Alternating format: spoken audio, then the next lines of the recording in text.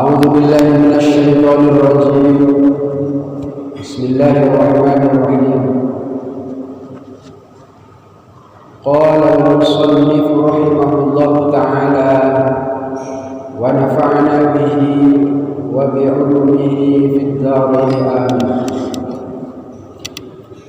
الحديث الثاني والعشرون حديث kang nomor 22 an Abi Abdillah saking sahabat Abi Abdillah Jabir bin Abdillah al-Ansari rupane Jabir bin Abdillah al-Ansari radhiyallahu dari sahabat Allah anhuma saking karone Jabir lan Abdillah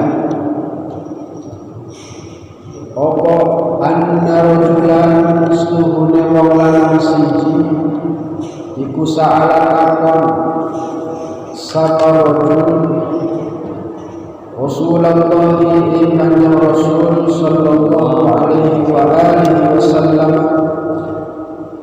faqala maka ngucap saparojul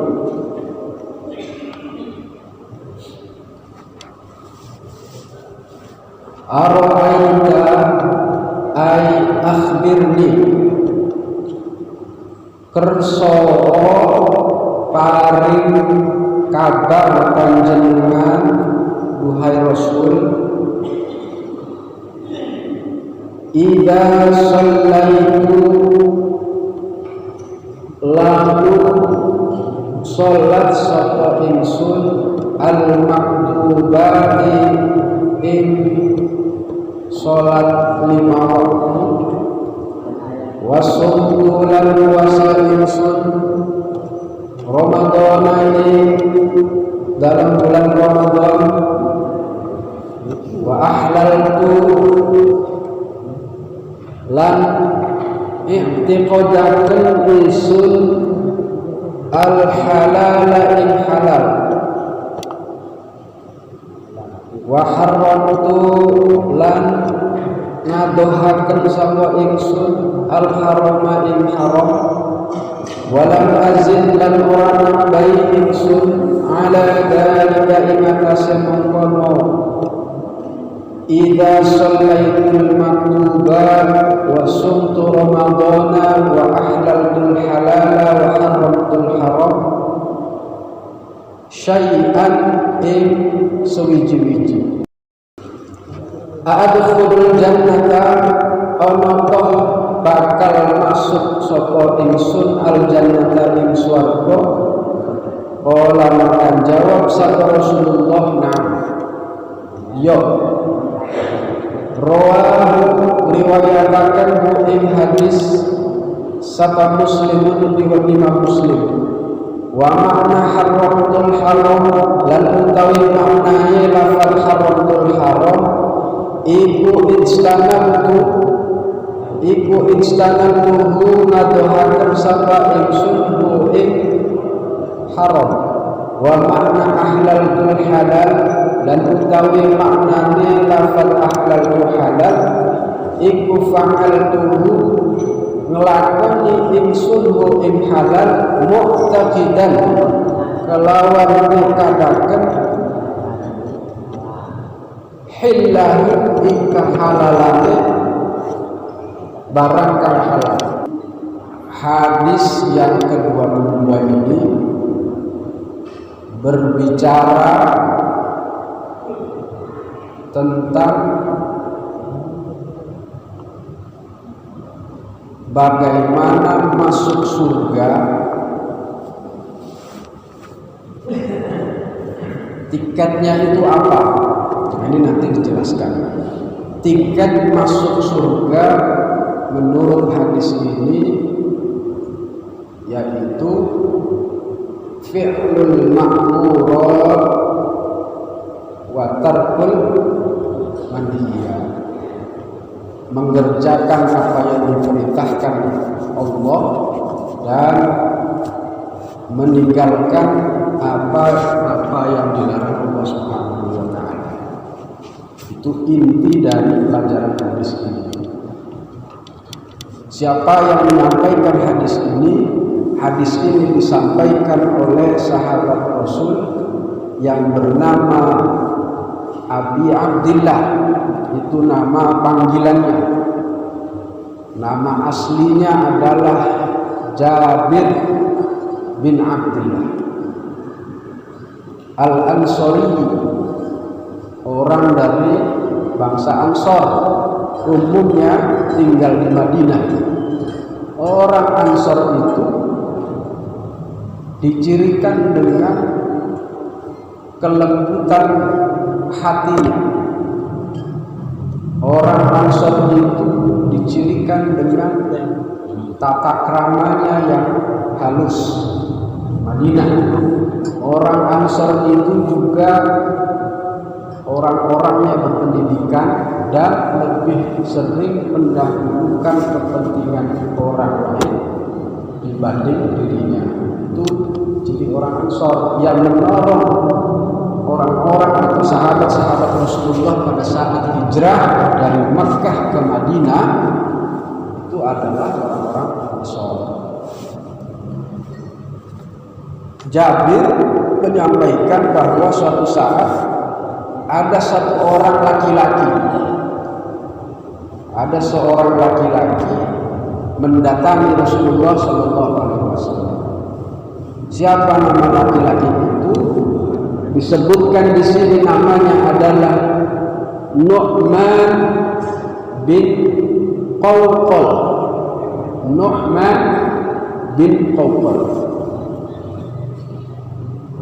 Dia bertanya kepada Rasulullah, "Ya Rasulullah, kalau saya hanya melakukan sholat 5 waktu saja, yang wajib saja, kemudian puasa di bulan Ramadan saja, tidak bolong, dan saya meyakini yang halal itu ya halal sepenuh hati, dia kerjakan yang halal, ya, kemudian makan yang halal, wa haramtul haram, dan menjauhkan diri dari perbuatan yang haram, tidak makan riba misalkan, tidak jahat sama orang, ya gitu, modalnya hanya sholat, puasa, mengerjakan yang halal, meninggalkan yang haram. Dan saya nggak nambah sama sekali di luar itu. Walam azid ala dzalika syai'an. Terus dia bertanya, a'adkhulul jannata? Apakah nanti itu kalau saya cuma begitu, cuma sholat, cuma puasa, meninggalkan yang haram dan mengerjakan yang halal itu, bisa masuk surga nggak ya Rasulullah? Nah, ini memang sahabat Rasulullah ini ya modelnya macam-macam ya. Ada yang nanya ini, nanya itu. Maka jawaban Rasulullah, na'am, ya, kamu bisa masuk surga walaupun kamu hanya mengerjakan ibadah yang wajib saja, sholat 5 waktu, terus puasa di bulan Ramadan, mengerjakan yang halal dengan penuh keyakinan bahwa itu barangnya halal, dan meninggalkan yang haram dan yakin bahwa itu haram. Saya mau cerita, selain model pertanyaan itu, Rasulullah itu juga pernah ditanya oleh salah satu seorang sahabatnya. Ada pertanyaan yang sering kita tanyakan juga sebenarnya, tapi diterima aja sama Rasulullah itu dan dijawab dengan baik. Mata sa'atu ya Rasulullah, kiamat itu kapan ya Kanjeng Rasul? Itu kan pertanyaan juga yang sering kita tanya. Mata sa'at, kiamat itu kapan ya Rasulullah? Rasulullah tersenyum,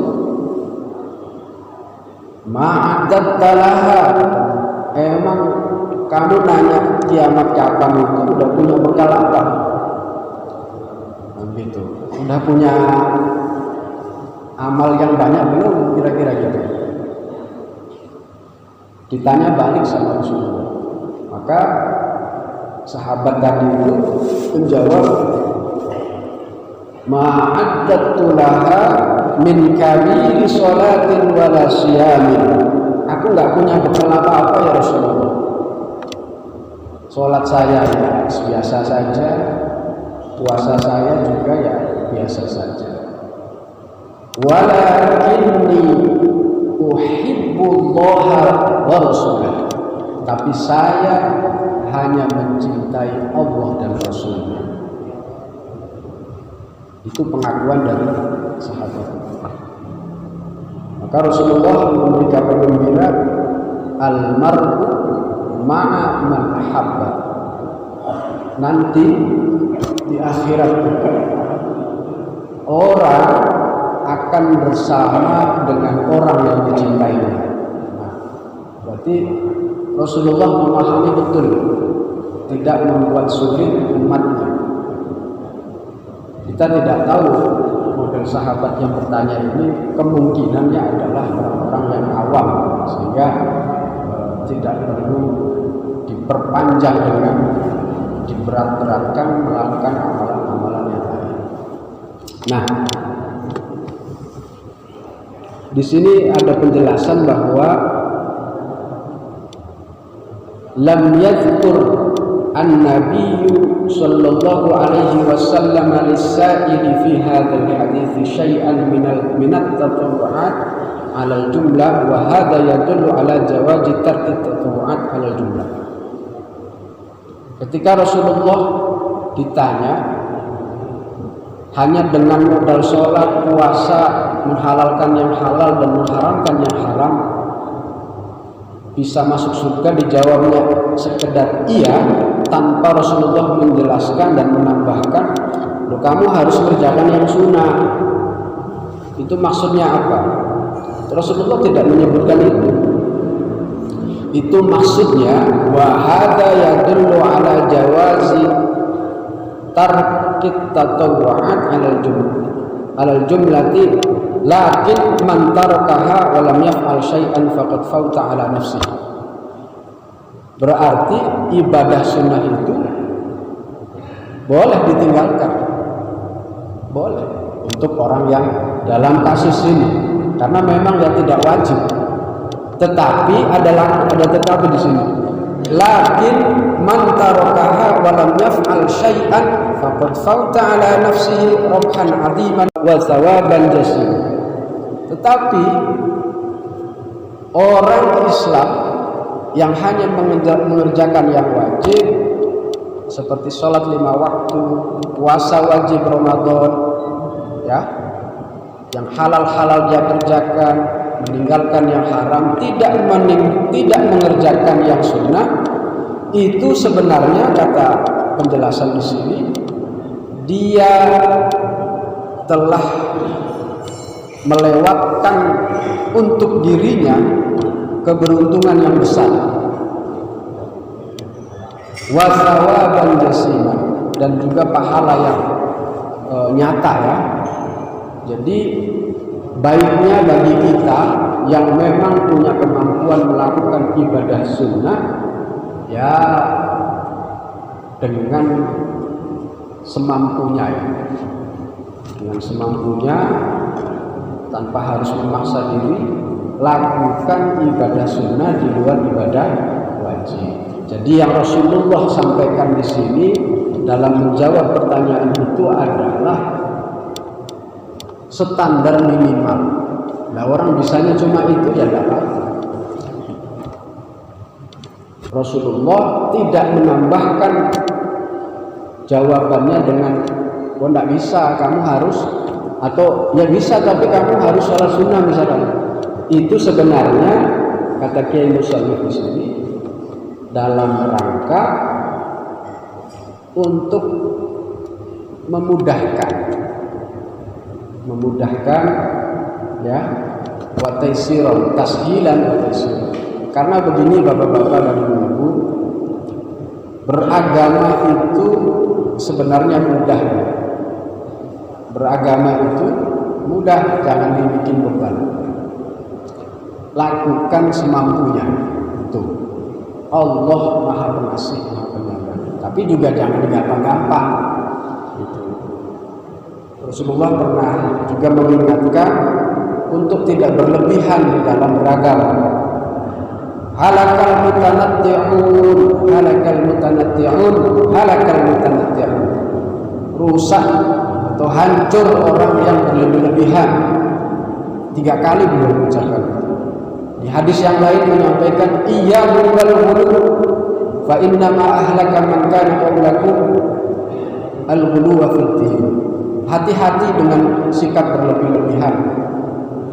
Karena orang-orang yang dulu sebelum masanya Kanjeng Nabi, umat Kanjeng Nabi ini hancur binasa karena berlebihan dalam beragama.